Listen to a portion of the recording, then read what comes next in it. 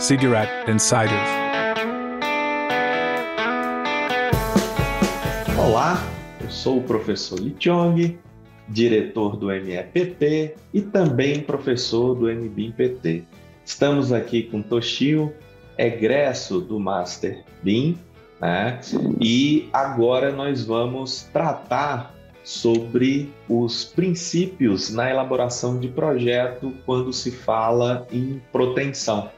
E um dos primeiros assuntos, né, no qual a gente trata são as especificações. Na verdade, que informações que devem ser coletadas do cliente, né? Como que se faz isso? Fala para a gente aí, Toshio.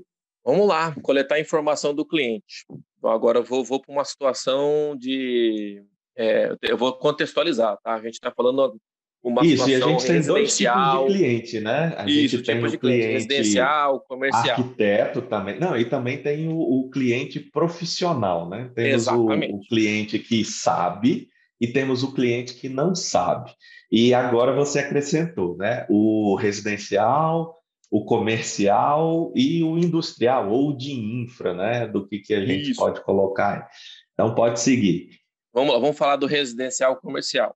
A coisa mais importante é, se eu estou falando de viga protendida, eu preciso saber, olha, a viga vai ter furo, vai ser furo vertical, furo horizontal, porque tem instalação elétrica, tem instalação hidráulica, entendeu? Tem a parte sanitária, tem ar-condicionado, que hoje está em alta, o sistema de VRF, que é produto. Então, hoje, os meus maiores limitantes são os sistemas de ar-condicionado, porque os dutos a parte de instalação elétrica, hidráulica ou sanitária, a gente está ficando no forro. Agora, o duto de ar-condicionado está limitando a altura da minha viga. Aí, o que eu tenho que perguntar para o cliente? Além dos furos, ou se tem algum limitante, né, no caso do ar-condicionado, o pé direito, tá? Porque tem cliente que quer, como os condomínios são, ou condomínios, ou até a prefeitura, em algumas regiões, vamos lá, praia, limita a altura, né? Então a gente tem um pé direito mais apertado. O senhor está me entendendo, né, professor? Que o pé Sim, direito sim, as é tudo, né? edificações, isso. As edificações, eles são limitados, principalmente quando está parte da costa, né?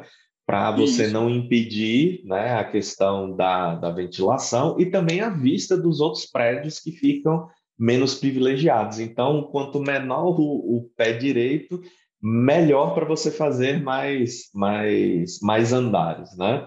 exatamente. Só Aí que você tem essa limitação, né? Isso, aí você pega, por exemplo, o residencial hoje, o que me limita são os dutos de ar-condicionado. Então a gente acaba usando o sistema de viga faixa. Tá. Agora, por exemplo, quando você pega um prédio, o que te limita é o orçamento do seu cliente. Então, eles vão analisar o que vai ser melhor para ele. Porque prédio, nós estamos falando de repetições, né? Só que um prédio, eles querem o pé direito próximo ao mínimo para conseguir, lá em cima, ganhar mais pavimentos. Porque lá eles têm limitação de altura, né? Tá. Aí vamos lá, outra coisa que eu sempre converso com os clientes, a parte residencial comercial. É normal em residências a gente ter pilar de 14. Quando eu tenho um pilar de 14 e minha viga está Ou a ancorando... tentativa de menores, né? Menor do que Não. 14, porque a alvenaria ela é menor, vai ficar um Um tijolo de requadro. 11,5, eu quero encaixar no pilar de 12, exatamente. Isso. Aí o que eu converso com eles? Falo, não, 14 para ancorar uma viga protendida, ela é muito apertadinho, não cabe, porque vai bater a ancoragem da ativa com o estribo do pilar, com a armadura do pilar, vão aumentar, né? Porque aqui em Cuiabá, por exemplo, a gente usa 2,5 e 3 de cobrimento. Na hora que você pega 14, a gente está falando do estribo, na hora que tira 6, 8 de estribo. Ou seja, nesses 8, o estribo tendo 8 centímetros, considerando uma face de cobrimento, a gente tem 11. As minhas ancoragens ficam mais ou menos 5 centímetros para dentro. Então fica muito aço, muito apertado. Porque eu tenho que colocar a armadura de fretagem, eu tenho que colocar a armadura passiva, aí tem os cabos passando, tem as ancoragens. Nossa, vira um maciço de aço. Então, o que eu converso com os clientes? Olha, eu preciso de um pilar de 19, 20. Pilar de 20 não dá, porque não tem tijolo para isso. Vamos colocar de 19, entendeu? Ou então eu converso, vamos girar o pilar? Não pode girar pilar. Residencial, ele é trabalhoso para protender. Dá certo, mas é trabalhoso. Aí, agora vamos para um sistema, vamos falar sobre cliente industrial. Tá. Cliente, antes de terminar a parte do industrial infraestrutura, eu queria falar o seguinte: quando a gente tem situações de furo, seja viga ou laje protegida, é sempre bom informar, porque eu não posso ter um furo que atinja a minha armadura por conta de, não vou nem dizer que seria por questões de durabilidade, porque assim, quando eu tenho um furo onde ele pega a capa da minha cordoalha, ele rasga a capa da cordoalha e chega a atingir o cabo, além do cabo estar exposto e ter problema de corrosão, etc., pode acontecer em situações de que na hora que você está furando com uma máquina potente, você desgastar o cabo da cordoalha. E quando a gente desgasta o cabo da cordoalha, a gente aumentando a tensão, porque a carga ela permanece a mesma, só que a tensão no meu cabo aumenta. Então a gente pode chegar a ter algum problema, é difícil, mas pode acontecer de ter algum problema por conta de que o cabo ele está sobrecarregado. Aí ele começa, ele tá trabalhando no regime elástico, ele começa a trabalhar no regime plástico, a gente tem uma deformação maior, pode acontecer até uma torção. Então tem que tomar cuidado com o furo. Se não for compatibilizado no início, ou, por exemplo, olha, vou ter um furo horizontal, a gente faz um traçado de cabo para não ter problema com o furo horizontal. Vou ter um furo vertical, a gente faz um arranjo de cordoalha para que ele não passe pelo furo ou fique distante por conta dessas situações, né? Agora vamos lá, falar sobre a parte de infra e parte de industrial. O industrial, raramente nós temos problemas, porque a gente está falando de galpões logísticos, de situações onde a viga protendida ela fica isolada, realmente isolada. E eles nos fornecem todas as informações que tem. Por exemplo, se eu vou ter estrutura metálica fixada, se eu vou ter alguma treliça na face, fixada na face, instalação fixada na face, sistema de incêndio. Então, eles nos fornecem tudo. Então, o industrial ele é mais tranquilo, tá? Realmente mais tranquilo. E também o de infra. O de infra ele é bem tranquilo também quanto a essa parte de coleta de informações do cliente. O que muda, por exemplo, na parte de infra e de industrial, é que a gente tem que trabalhar muito com cobrimento. Cobrimento eles são rigorosos com isso, porque, como que eu vou dizer assim, eles diminuem o máximo o cobrimento para diminuir um pouquinho de armadura, entendeu? Às vezes dá para reduzir centímetros de seção transversal de peça, então eles são bem rigorosos com isso. Bom, só que na parte de infra e de industrial, a gente tem que coletar, por exemplo, o tipo de cimento, o agregado, porque o controle tecnológico, teoricamente falando, ele é maior. Na prática, ele costuma ser maior também. Então, a gente pega o tipo de brita, o tipo de cimento, o que mais que a gente pega de informação, o cobrimento que eles querem, que é extremamente importante, ou o FCK do concreto, porque se a gente coloca um concreto de 40, eles usam de 45, no pré-fabricado a gente pode reduzir o cobrimento, né? Então, eles trabalham muito com essas informações. Acho que foi toda a pergunta, né? Foi, não, foi sim.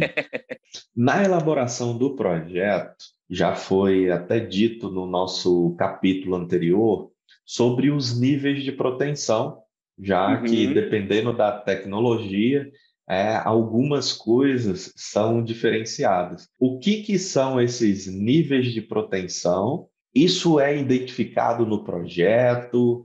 Isso é transparente, né, para o usuário? Ou isso fica restrito ali no calculista? O calculista que estabelece os níveis de proteção e a solução gráfica, né, é o que vai lá para frente. Fica transparente, olha, o nível de proteção 1 é o que eu tenho lá, aquela questão do aparecimento ou não das fissuras, a permissão e etc. Isso fica claro para o usuário que recebe ou isso é uma decisão do respectivo calculista? Vamos lá. O nível de proteção, vou falar agora a nível técnico, tá? Perfeito. Ele depende unicamente do projetista, a não ser que exista uma limitação do meio ambiente, tá?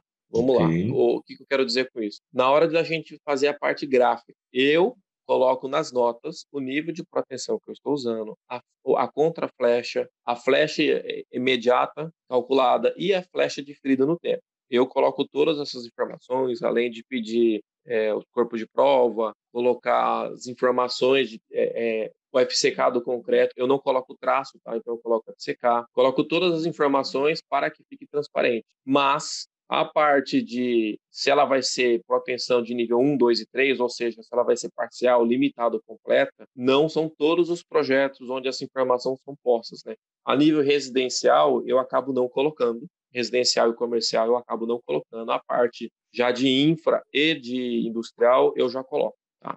É uma informação que o projetista tem que fornecer. E se é do projetista, acaba sendo uma certa pessoalidade, né? Estou falando como se fosse a minha posição. Perfeito. Tá? tá?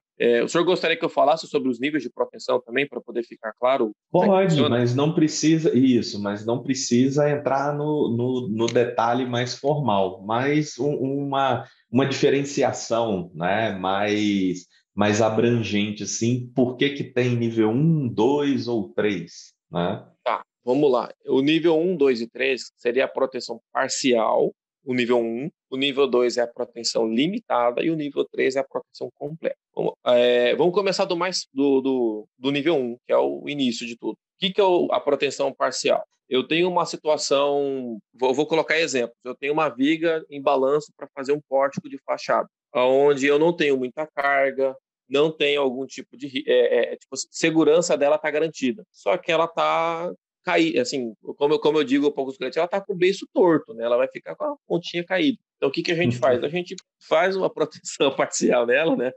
E verifica só a fissuração. Olha, ela não vai trincar, não vai atingir as armaduras, está garantida a segurança. Vamos para frente.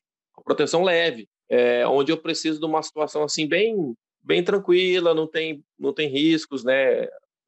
Eu encaro assim. E só que a norma limita na fissuração. Não tem problema descomprimir, não tem problema ela fissurar. O único problema dela é o tanto que ela abre, tá?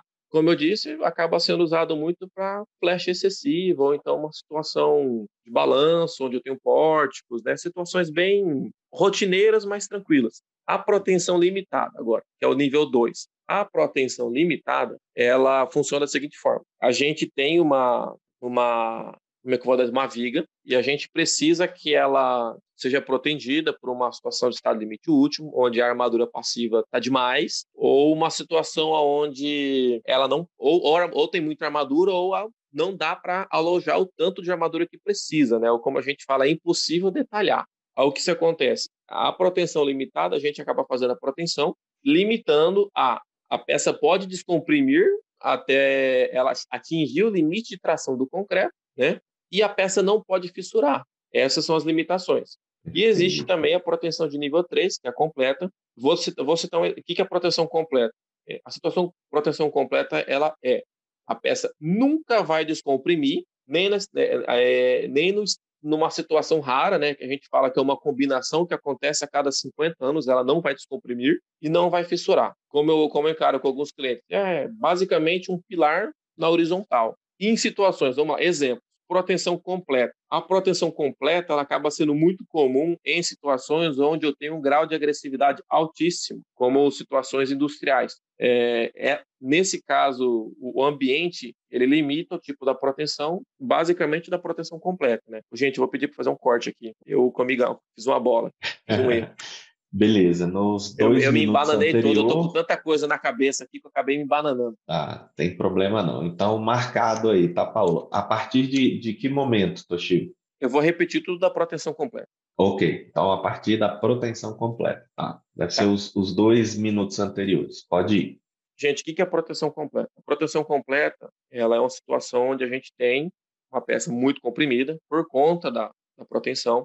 Ela acontece normalmente em situações de alto grau de agressividade ou onde a gente tem um problema no dimensionamento. Tá? O que é a proteção completa? A proteção completa, a gente tem tanta carga na peça que ela está totalmente comprimida e ela não vai se descomprimir em nenhuma situação. A norma fala o quê? A proteção completa, por mais que ela esteja numa combinação rara, que acontece uma vez a cada 50 anos, essa peça não vai se descomprimir. Tá? Se ela não descomprime, ela não fissura. Vamos falar de alguns exemplos aqui da proteção completa. Ela é muito comum em situações industriais, tá? Alto grau de agressividade, ou numa situação de grandes vãos, com peças um pouco mais esbeltas do que o pré-dimensionamento, e a gente precisa que ela não tenha muita flecha, ou garanta o cobrimento, né? Como, por exemplo, você pegar uma viga de 80 centímetros de altura para fazer um vão de 20 metros. Não é recomendado. Dá para fazer? Dá. O único problema é que a gente tem flechas, acaba tendo uma flecha excessiva, porque a altura da peça não acaba sendo compatível ao vão. Tá? Agora, depois do final da proteção completa, eu queria fazer um seguinte comentário. Existem também, em proteção em pós-tração não aderente ou até aderente, uma situação onde a gente fala que seria uma proteção em duas etapas. Podemos falar disso, professor? Pode sim. Tá bom, Tá? vamos para Até a frente então. gente vai, isso, até porque a gente vai fechar, né, esse capítulo com a diferença de pré e pós-tração. Então, pode seguir. Deixa eu falar dessas duas etapas, então a gente segue para essa diferença aí. Perfeito. Vamos lá. O que seria a proteção em duas etapas? Quando a gente fala duas etapas, assim, tem a inicial e tem a final. Só que a final a gente pode dividir em duas, três, quatro, cinco, seis, quantas etapas forem necessárias. Como é que funciona?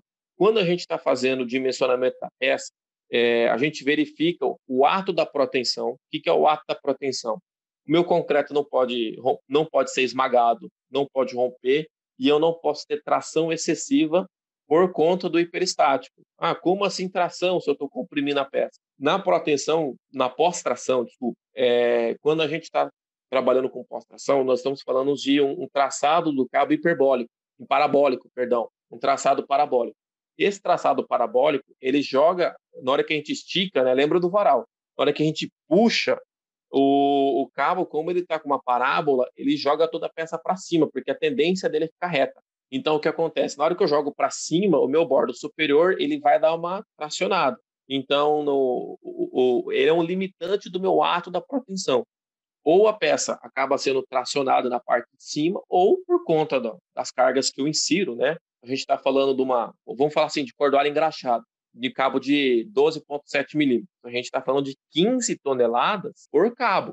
Então, pode acontecer de eu ter muitos cabos e a minha peça não aguentar a compressão, ou ela tem muitos cabos e ela suporta a compressão, só que na hora que a gente vai verificar o traçado dela, a gente tem tração excessiva no bordo superior. Então, o que acontece para a gente fazer em duas etapas? Eu chego e falo o seguinte, olha, tem duas opções. A opção número 1, eu limito a força em que eu vou puxar. Como eu disse, normalmente a gente puxa com 15 toneladas. Só que não, de início aqui puxa com 10, o concreto aguenta, a gente carrega a estrutura com mais peso próprio e mais carga permanente, né, que é revestimento, forro. Vou numa outra etapa, falo, olha, puxa mais 2 toneladas de carga. A gente puxa, tá dentro do cálculo, carrega mais a estrutura, puxa de novo. Então, são várias etapas. E tem a seguinte situação também, aonde eu coloco todas as cordoalhas e puxo parte delas com carga total. Por exemplo, eu quero puxar essas cordoalhas, 10 cordoalhas com carga total. Puxou, carrego a estrutura de novo. Aí eu puxo mais 10 cordoalhas com carga total. Isso fica a critério do projetista e do executor, mas é isso que eu quero dizer com duas etapas. Como na hora que a gente está calculando, a gente verifica peso próprio e carga permanente para o ato de proteção, a gente tem estratégias de projeto, né, que seria isso, a gente carrega, protende, para que a peça sempre esteja nos limites dela e que ela esteja segura, né, que seriam as duas etapas, a proteção em etapas, né. Agora vamos falar sobre Excelente. Pode falar. vamos falar sobre pré-tração e pós-tração? Isso. Beleza. Mas faz um resumo, né, para a gente terminar mais esse capítulo aqui. Tá. Pré-tração. O que é pré-tração? Quando a gente tem uma pista, ela necessariamente é em pré-moldados ou pré-fabricados, né? Normalmente em pré-fabricados, né? O que se passa? A gente tem a pista do pré-moldado e nós passamos o cabo reto e estica ele antes de concretar. A gente tensiona ele, estica, ele atinge a carga que a gente quer, coloca, arma e depois coloca o concreto. Então, assim, é tranquilo, a pré-tração é assim que funciona, verifica os dimensionamentos, mas a etapa é isso. Basicamente, a gente estica o cabo antes de concretar. A pós-tração, o que é pós? A pós é após concretado. O termo significa antes de concretar e depois de concretar.